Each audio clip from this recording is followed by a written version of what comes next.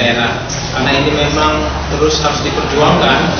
Jadi salah satu strateginya adalah bagaimana mengupayakan seluruh elemen yang ada di bawah, yaitu di front level, untuk bisa melakukan aksi protes. Jadi memang konteks di kami ini, di KSPC ini sekarang bagaimana memperankan semua kawan-kawan pengurus maupun anggota yang ada di daerah di seluruh Indonesia yang mereka bekerja di perusahaan untuk bisa melakukan upaya protes minimal bisa di tempat kerja. Jadi kami sudah menginstruksikan dan sudah mengkomunikasikan, dan mereka pada posisi siap untuk bisa melakukan di tanggal 24 ya. Nah, jadi itulah dari kami KSPC terhadap PP 78 2015 kami tetap eksis masih menolak. Kami dari KSPC tadi sudah berusaha mengkomunikasikan ke seluruh wilayah seluruh Indonesia, sudah dapat konfirmasi resmi bahwa untuk tanggal 24 besok Pangpam semua bergerak sesuai dengan instruksi DPP KSPC, all out, kita akan keluar kuras pabrik. Jadi mogok ini dalam rangka agar pemerintah mengajak kita kembali untuk duduk bersama, cabut PP 78, ganti dengan PP yang baru, agar mengakomodir suara atau aspirasi kerja buruh. Hal yang menjadi kekhawatiran kita ternyata sudah terbukti sekarang.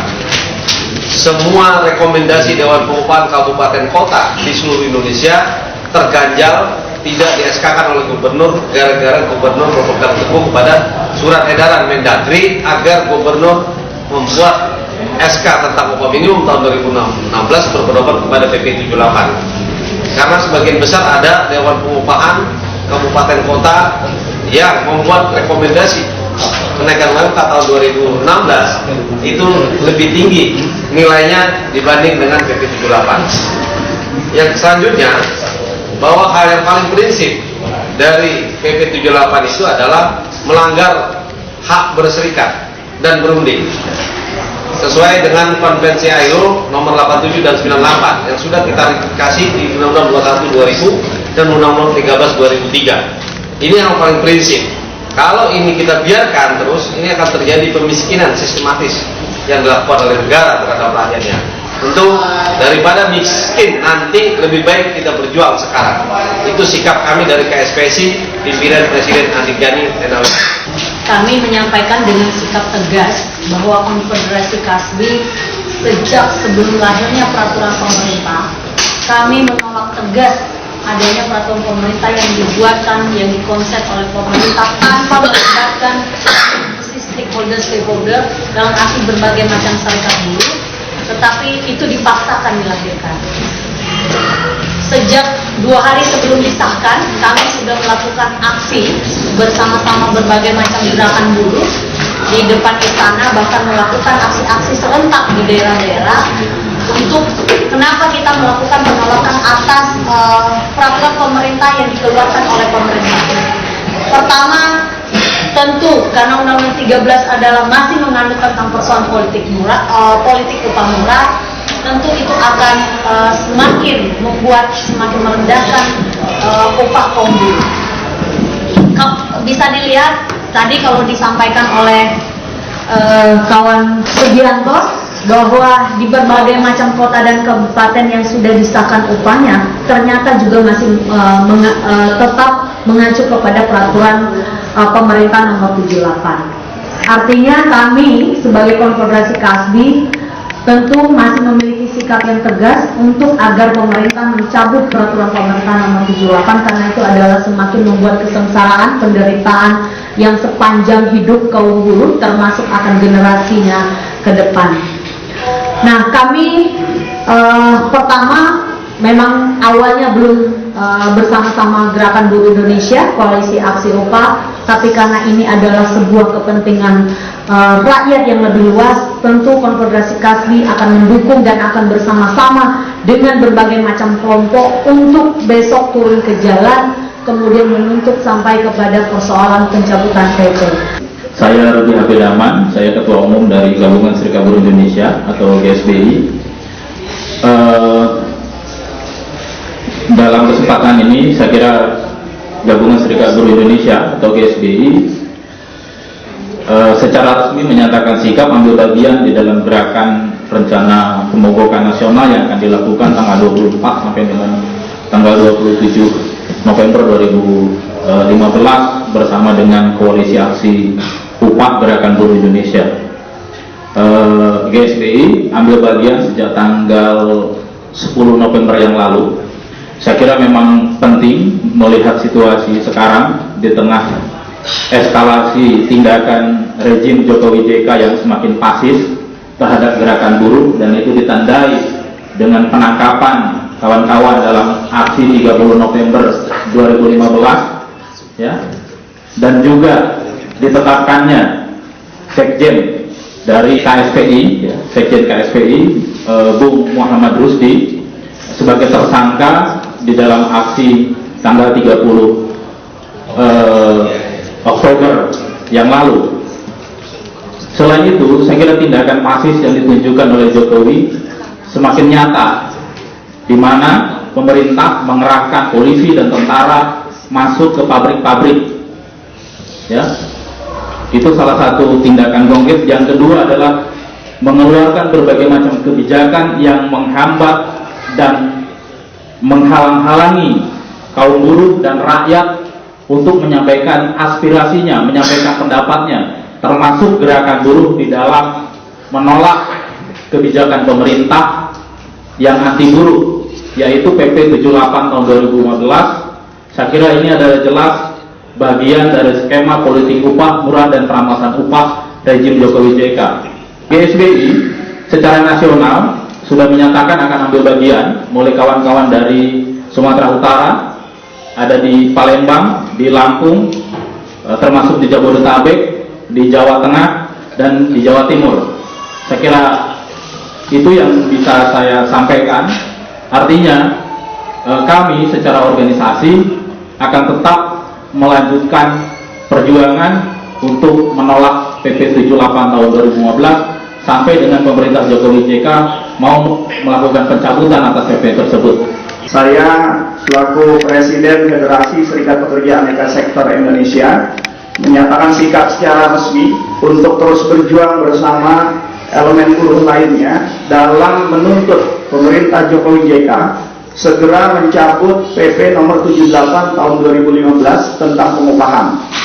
Kenapa demikian? Karena tentunya apa yang disampaikan oleh kawan-kawan ini senada dengan kami, bahwa sesungguhnya PP 78 tahun 2015 ini menjadi salah satu bagian dari paket kebijakan ekonomi Jokowi JK yang menindas buruh dan rakyat. Dan dibarengi dengan itu, kebijakan ekonomi ini juga dibarengi dengan kebijakan represivitas. Di antaranya adalah perluasan kewenangan tentara dalam mengamankan aksi mogok kerja buruh, dan juga mendorong seluruh kepala daerah di mana ada basis-basis anggota kami, buruh, itu mengeluarkan surat edaran. Di antaranya yang kami soroti adalah surat edaran nomor 560 dari Bupati Bekasi. Dari Bupati Bekasi, Neneng, yang mengeluarkan surat edaran melarang aksi mogok nasional yang akan diselenggarakan besok sampai dengan tanggal 27. Ini artinya Bupati Bekasi telah melakukan tindakan inkonstitusional, karena mogok nasional maupun unjuk rasa yang akan kami lakukan besok adalah hak konstitusi warga negara. Saya sendiri dari SD 92 mewakili ketua umum kami yang kebetulan tidak dapat hadir bersama-sama di sini. Nah, kami dari SD 92 menyatakan sikap turut bergabung dalam gerakan buruh Indonesia menolak PP 78 2015. Jadi pada hari ini saya menyampaikan bahwa SDC 92 beserta anggotanya di seluruh wilayah Indonesia sudah siap untuk melakukan mogok all out mau total tanggal 24 sampai 27 November 2015 ini. Hari ini sesungguhnya rangkaian, bukan artinya hari ini akan memulai besok kegiatan.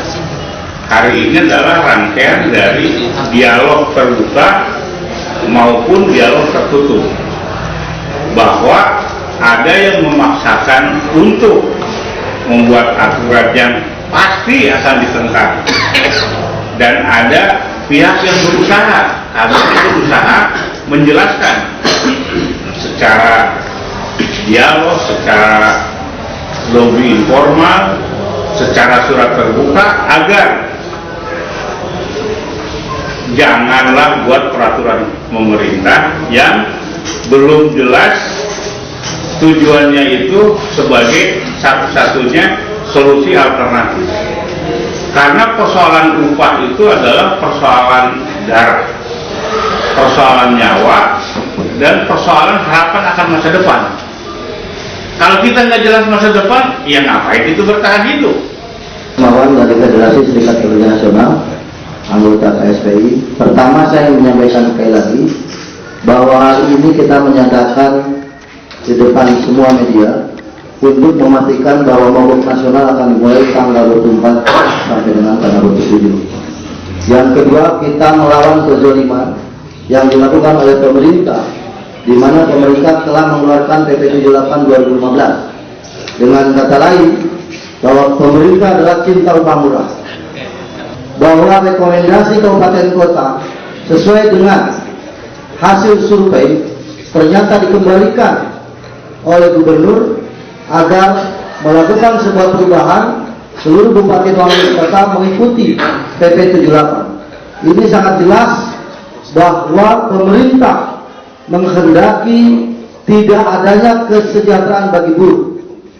Oleh karena itu, sekali lagi mengutuk dengan tegas tindakan-tindakan bupati, wali kota, dan gubernur yang pertama merekomendasikan upah minimum berdasarkan PP 78, yang kedua yang menetapkan upah minimum berdasarkan PP 78. Karena jelas hal ini tidak sejalan dengan Undang-Undang 13 2003. Dan terakhir, saya nyatakan sekali lagi, seluruh anggota SPN yang ada di 11 provinsi siap menyatakan untuk mogok nasional mulai tanggal 24 sampai dengan tanggal 27 bersama dengan seluruh Gerakan Buruh Indonesia Komisi Aksi Upah. Ini dari Gabungan Serikat Pekerja Indonesia seperti itu. Kalau kita melihat dari rezim yang kita hadapi, selalu kebijakannya mengancam kepentingan kaum buruh. Nah, sekarang rezim terakhir, bukan rezim terakhir, rezim yang baru lahir yaitu Jokowi. Ternyata kebijakannya masih sama dan makin menjadi-jadi. Bahwa mereka mengeluarkan kebijakan-kebijakan pesanan dari kaum modal. Makanya hari ini kami para federasi serikat buruh mungkin beda dengan kejadian sebelumnya. Kami sudah bersatu, ada KSPSI, ada federasi-federasi. Kami sudah melakukan tekad untuk melawan kebijakan yang tidak pro buruh. Sudah waktunya. Kalau hari ini kita kalah, jelas masa depan kita akan lebih parah lagi. Kami ingin mengingatkan Saudara Haryadi Sukamdhani, Saudara Suryadi, Sekjen Apindo. Haryadi Sukamdhani adalah Ketua Umum Apindo, dan penasehat Apindo adalah Saudara Sofyan Warandi dan seluruh jajaran DPN Apindo. Kami akan menuntut balik, baik secara perdata, pidana maupun aksi. Secara pidana sudah ditemui beberapa fakta bukti transkrip dan rekaman yang diadakan pertemuan-pertemuan oleh Apindo hampir di seluruh Indonesia yang mengundang unsur kepolisian dan unsur yang tidak ada hubungannya dengan hubungan industrial. Antara lain, misal lurah, kepala desa, preman, pengusaha limbah, ormas. Ini apa-apaan ini? Dan kapolres-kapolres tertentu pun hadir. Maka kami melakukan tuntutan pidana, yaitu rencana pembunuhan terhadap kaum buruh. Kalau bisa dicatat, kawan-kawan catat aja seperti itu. Kami menduga ada rencana pembunuhan kaum buruh pada waktu mogok nasional pada tanggal 24 sampai 27 November. Mengapa kami katakan rencana pembunuhan kaum buruh? Karena di situ didiskusikan tentang kekerasan-kekerasan yang akan dilakukan terhadap buruh-buruh yang akan mogok nasional. Transkrip sudah kami dapatkan bisa di Kabupaten Bekasi. Dan itu ada rekamannya. Ya. Yang anehnya Kapolres hadir, Kasat Intel hadir, Bupati diwakilkan oleh Kadisnaker, Ormas, penguasa limbah, dan orang-orang yang tidak berkepentingan dengan mogok nasional. Dengan satu bukti diantaranya, dengan bukti yang lain banyak, diantaranya adalah pertemuan tanggal 21 November jam 9.43 di kantor MM 2100 yang kami menduga, patut diduga bahwa itu adalah perencanaan pembunuhan terhadap para peserta mogok nasional karena akan dilakukan kekerasan. Diduga ada pesanan, tekanan, operasi intelijen, rekayasa hukum, dan diduga polisi menebarkan teror dan intimidasi. Polisi tidak boleh bermain politik. Dia adalah alat negara, bukan alat kekuasaan, apalagi diduga alat pemilik modal.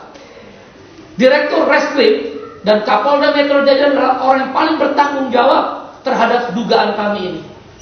Karena itu, bila mana saudara Rusdi sampai ditahan, dibuat pasal yang penuh dengan rekayasa, bisa dipastikan pemogokan akan tiada akhir, dan banyak buruh 10.000 mungkin, 5.000 mungkin, 15.000 mungkin akan mendatangi Polda-Polda, wabil khusus Polda Metro Jaya. Dan Petrus Salentinus dan kawan-kawan, Egy Sujana dan kawan-kawan, Mohtar Pakpahan dan kawan-kawan, dan tentunya tim tabur dipastikan akan hadir membela Rusdi. Hampir 200 advokat akan mendampingi saudara Rusdi. Yang terakhir, kami menghimbau melalui teman-teman media agar TNI jangan terlibat di dalam mogok nasional pada tanggal 24 sampai 27. Kami masih percaya pada pimpinan TNI untuk tidak masuk di dalam persoalan-persoalan sipil, karena tidak ada rencana kudeta, tidak ada rencana menjatuhkan pemerintahan, tidak ada rencana untuk membuat keonaran, tapi yang ada adalah melumpuhkan ekonomi, menghentikan proses-proses produksi, menyetop semua kawasan-kawasan industri maupun non kawasan industri yang ada pabrik-pabriknya atas nama hak konstitusi. Polisi jangan menjadi sebagai watchdog, ya, jangan menjadi watchdognya dari pemilik modal. Polisi adalah alat negara untuk melindungi seluruh rakyat, termasuk buruh yang sudah melaporkan. Tugas polisi menurut undang-undang adalah menjaga agar tidak terjadi aksi kekerasan. Masing-masing pimpinan Serikat Buruh Federasi maupun Konfederasi sudah menyatakan kesiapannya dan siap untuk menghadapi kemungkinan terburuk sekalipun dalam pemogokan nasional yang akan mulai dilakukan tanggal 24 sampai tanggal 27. Tujuan tuntutannya jelas, pencabutan PP 78, dan terkait tentang persoalan yang lain tadi seperti yang disampaikan oleh kawan-kawan dan yang terakhir oleh Bung Iqbal, gugatan-gugatan balik sebagai bentuk perlawanan kami terhadap berbagai macam upaya untuk melemahkan pemogokan yang dilakukan oleh Bupati, kepolisian ataupun oleh Apindo. Kita juga akan melakukan perlawanan.